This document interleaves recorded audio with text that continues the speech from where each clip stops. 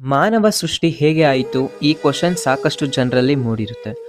65 million ವರ್ಷಗಳ ಹಿಂದೆ ಒಂದು ದೊಡ್ಡ ಆಸ್ಟ್ರಾಯ್ಡ್ ಅಂದ್ರೆ ಕ್ಷುದ್ರ ಗ್ರಹ ಬಂದು ಭೂಮಿಗೆ ಅಪ್ಪಳಿಸುತ್ತೆ.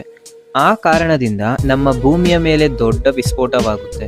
ಇದರಿಂದ ನಮ್ಮ ಭೂಮಿಯ ಅಟ್ಮಾಸ್ಫಿಯರ್ ಕಂಪ್ಲೀಟ್ ಆಗಿ ಬದಲಾಗುತ್ತೆ. ಬಹಳ ವರ್ಷಗಳವರೆಗೂ ಭೂಮಿಯ ಮೇಲೆ ಸೂರ್ಯನ ಬೆಳಕು ಬರೋದೇ ಇಲ್ಲ.